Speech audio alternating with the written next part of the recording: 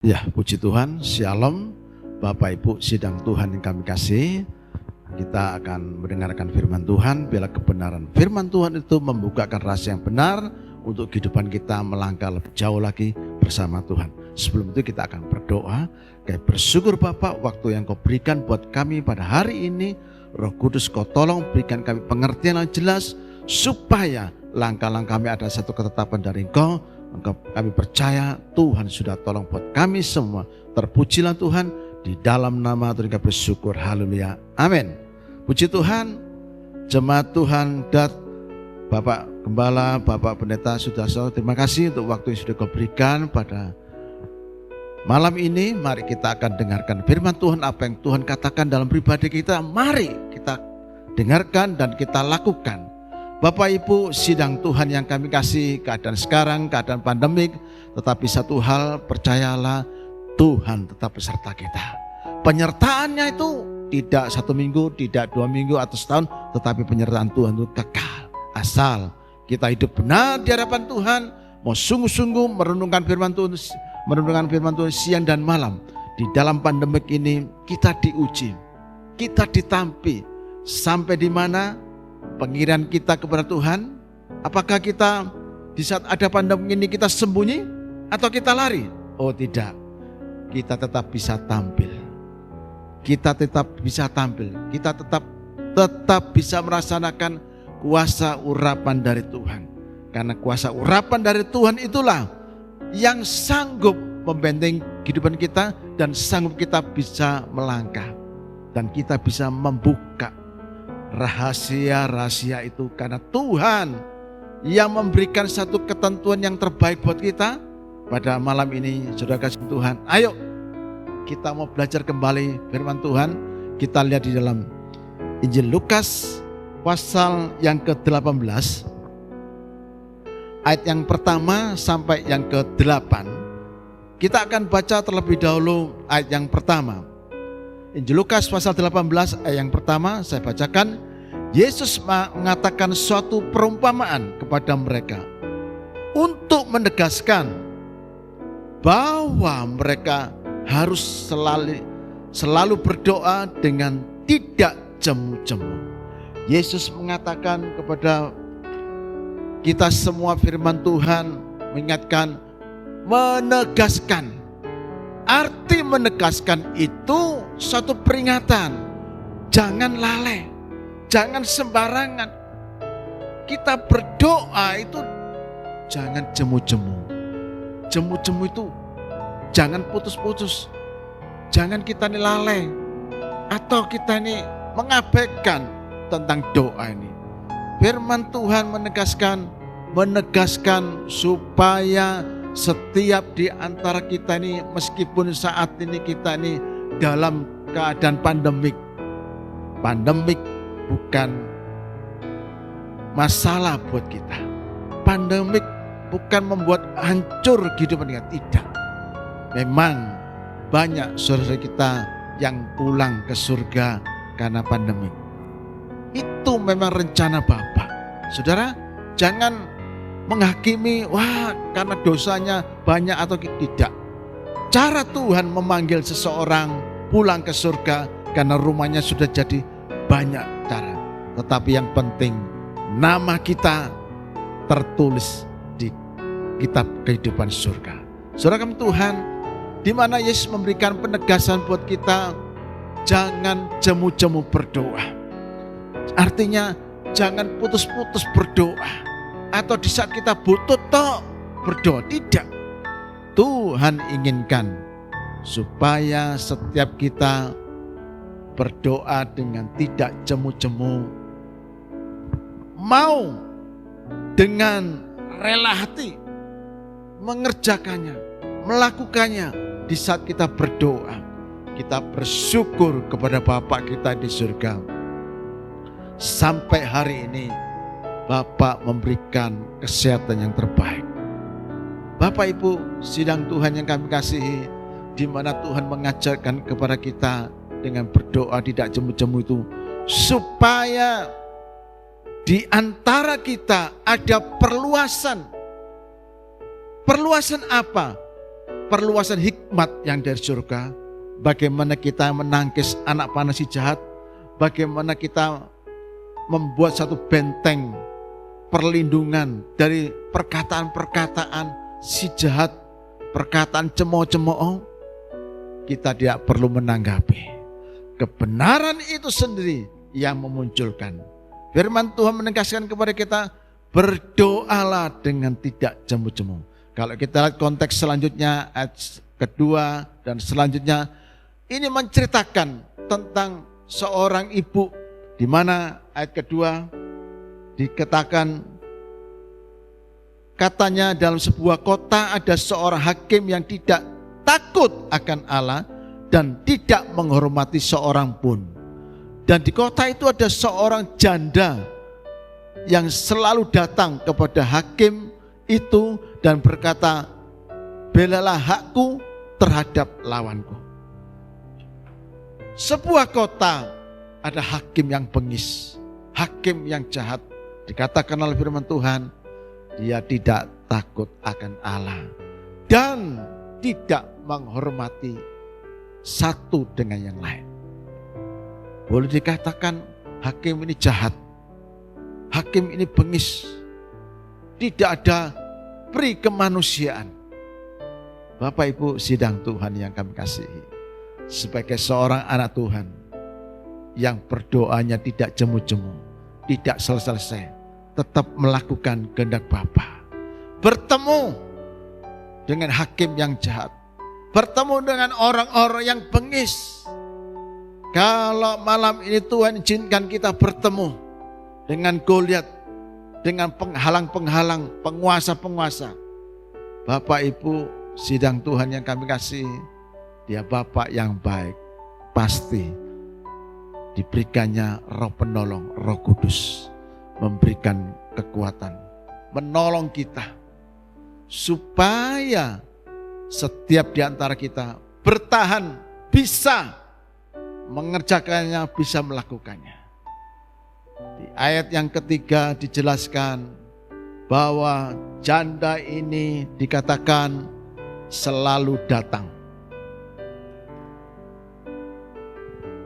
Janda ini selalu datang kepada hakim yang bengis ini. Ibu janda ini tidak melihat hakim itu jahatnya, bengisnya. Tidak melihat orang hakim ini tidak takut akan Allah. Tetapi janda ini, dia fokus mengerjakan, minta pembelaan kepada hakim. Meskipun hakim itu dilihatnya secara kasat mata, hakim itu jahat, bengis. Mungkin suaranya menggelegar, besar, membuat takut. Sidang Tuhan yang kami kasihi, janda ini selalu datang. Selalu datang. Dia fokus, dia berharap masalah haknya dibela oleh hakim ini. Ayat selanjutnya dikatakan, selang waktu hakim ini menolak ibu ini. Pembelaannya rasa-rasanya pupus, tidak ada. Bapak Ibu sidang Tuhan yang kami kasihi, doa orang benar itu besar khasiatnya. Kalau dilakukan dengan hati yang tulus, dikatakan oleh firman Tuhan, ibu ini selalu datang. Hakim yang jahat ini, hakim yang bengis ini, didatangi ibu janda ini setiap hari, setiap saat. Hati yang keras, hati yang tertutup. Silakan manusia menutupnya. Silakan manusia memagarinya. Silakan manusia membuat satu tembok yang gede, yang tinggi-tinggi, menjulang tinggi. Tetapi kalau hari ini ada pembelamu, ada kuasa urapan yang dari surga Bapak Ibu, sidang Tuhan yang kami kasihi, kalau Tuhan di pihak kita, siapa musuh kita? Tidak ada. Di dalam Efesus pasal 5 ayat ke-16 dikatakan, gunakanlah waktu yang ada. Gunakanlah waktu yang ada, artinya tidak jemu-jemu, tidak putus asa. Ibu janda ini selalu datang dan membuat repot hakim yang bengis ini. Ibu ini tidak membawa satu senjata, pistol atau dan lain sebagainya, tidak. Tetapi ibu ini membawa doa. Setiap hari dia datang, setiap saat dia datang, setiap saat dia datang, setiap saat dia datang. Dilihatnya ibu janda ini selalu datang, merepotkan. Saudara Tuhan, kita lihat hakim yang bengis ini, hakim yang jahat ini, ada waktunya. Segala sesuatunya ada waktunya. Musuh itu akan roboh. Di dunia ini jangan merasa kuat. Di dunia ini jangan merasa pintar sendiri atau punya kekuatan sendiri. Tidak. Di dunia ini ada kekuatan yang lebih besar, yaitu di dalam nama Tuhan Yesus. Setiap di antara kita yang bisa menggunakan waktu yang ada ini, mengambil kesempatan yang ada ini. Saudara kasih Tuhan, meskipun dalam situasi pandemik, situasi mungkin tidak menguntungkan, mungkin kita dalam bekerja, dalam berbisnis, mungkin dikatakan orang lain tidak mungkin bisa. Jualan banyak sekarang, jualan nasi 10.000, sekarang ini sudah banyak. Ada nasi bungkus 6.000. Saudara kasih dalam Tuhan, berkat itu sumbernya dari Bapa yang di surga. Kalau Bapakmu hari ini memberkati kita, tidak ada seorang pun yang dapat menutupnya.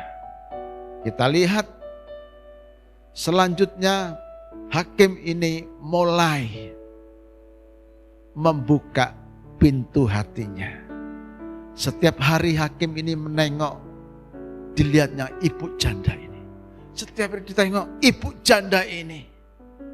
Padahal ibu janda ini secara penglihatan mata dia tidak bawa senjata yang bikin mungkin bisa menusuk hakim. Tidak. Dia pakai perlengkapan senjata Allah. Setiap anak-anak Tuhan, setiap di antara kita mungkin saat ini mengalami kesakitan. Mungkin saat ini kita merasa tidak ada yang bela. Mungkin saat ini kita merasa disampingkan atau diperlakukan tidak adil. Percayalah, satu hal, Tuhan tetap beserta kita. Saudara kasih Tuhan, kita ini dulu orang-orang miskin, orang-orang yang tidak punya apa-apa. Arti miskin itu orang yang keluar dari jalur Allah, putus dengan Bapa yang di surga. Sejak kita disambungkan oleh Yesus, berjumpa dengan Yesus, kita dipulihkan, kita diberkati. Karena Tuhan kita, Bapakmu yang di surga. Kalau Tuhan kita ini Bapak yang di surga, di dalam nama Tuhan Yesus, Tuhan kita ini kaya raya. Dia pencipta langit dan bumi. Anak-anaknya pasti diberkati. Bapak Ibu sidang Tuhan yang kami kasih, kalau jadi anak Tuhan masih miskin, artinya kita tidak berdoa dengan sungguh-sungguh. Kita tidak menggunakan waktu yang ada. Kita suka menyepelekan, meremehkan, menyampingkan keadaan. Sebagai anak-anak Tuhan, saudara Tuhan, berdoalah dengan tidak jemu-jemu, tidak putus-putusnya. Meskipun kita ini sampai hari ini meneteskan air mata, tetapi percayalah, Tuhan memberikan satu sukacita tersendiri, kemenangan tersendiri. Semua ada waktunya. Tinggal kita mau sabar menantikan jawaban Tuhan. Saudara kasih Tuhan, bisa dikatakan ibu janda ini persoalannya berat. Secara materi, ibu janda ini orang yang miskin. Ibu janda ini tidak bisa membela, tidak bisa berbuat apa-apa. Satu-satunya jalan ketemu dengan hakim ini. Tetapi dilihatnya hakim ini pengis jahat, penguasa, seenaknya sendiri.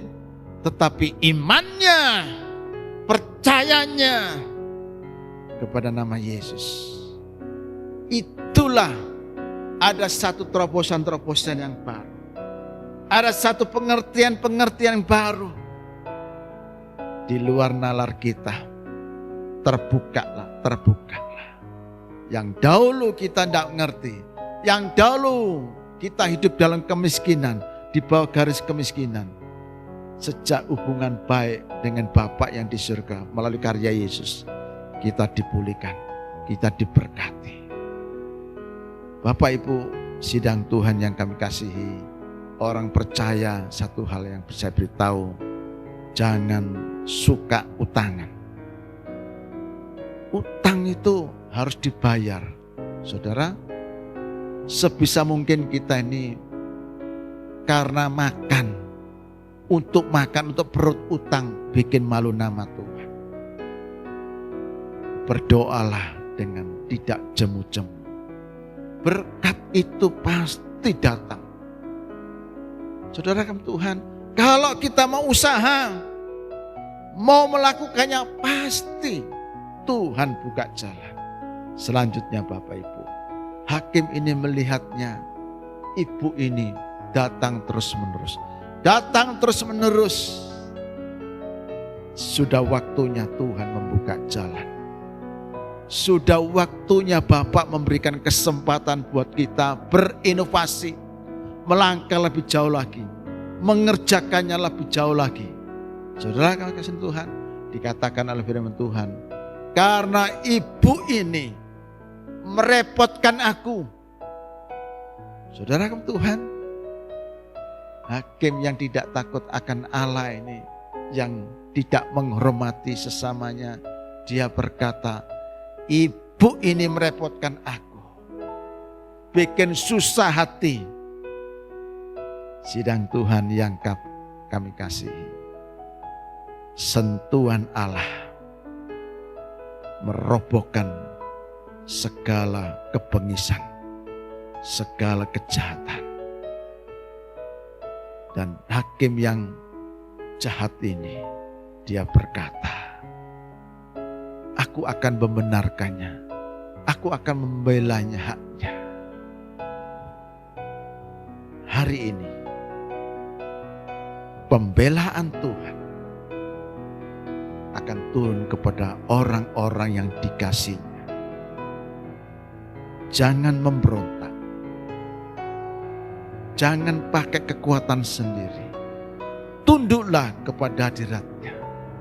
Di dalam hadiratnya itu, temukan jawaban-jawaban yang pasti. Jawaban dunia ini mungkin bisa menggiurkan, bisa mengenakan secara sekejap, tetapi jawaban Yesus membuat kita masuk dalam kehidupan yang kekal. Pada Bapak Ibu sidang Tuhan yang kami kasih, renungan yang singkat ini biarlah menyentuh hati kita, membukakan rahasia yang besar, bahwasanya berdoalah dengan tidak jemu-jemu. Yesus membenarkan ayat selanjutnya di dalam ayat yang terakhir 7 dan 8. Tidakkah Allah akan membenarkan orang-orang pilihannya yang siang malam berseru kepadanya? Dan adakah ia mengurungkan waktu, mengulur waktu sebelum menolong mereka? Aku berkata kepadamu, ia akan segera membenarkan mereka. Akan tetapi, jika Anak Manusia itu datang, adakah ia mendapati iman di bumi ini? Iman harus berfungsi, percaya bahwa Tuhan menolong kita semua. Pada hari ini, kesempatan yang terbaik ini, di antara kita yang bisa menggunakan waktu yang ada ini, gunakanlah waktumu yang ada ini. Jangan tergiur dengan si jahat. Jangan tergiur dengan keadaan dunia ini. Tetaplah berdiri teguh dan yakinlah, percaya Tuhan bisa pakai kita lebih lanjut lagi. Dan Tuhan memberikan kesempatan terbuat kita. Dan berdoalah dengan tidak jemu-jemu. Tuhan Yesus memberkati. Kita akan berdoa, kayak bersyukur Tuhan. Hari ini firman-Mu membukakan, menyingkapkan untuk hidup kami. Kayak percaya Bapa, Roh Kudus Kau tolong kami. Sementara kami akan pulang, Kau tolong kami dalam perjalanan kami dimanapun kami berada Tuhan. Dan kami boleh menikmati berkat-berkat-Mu Tuhan.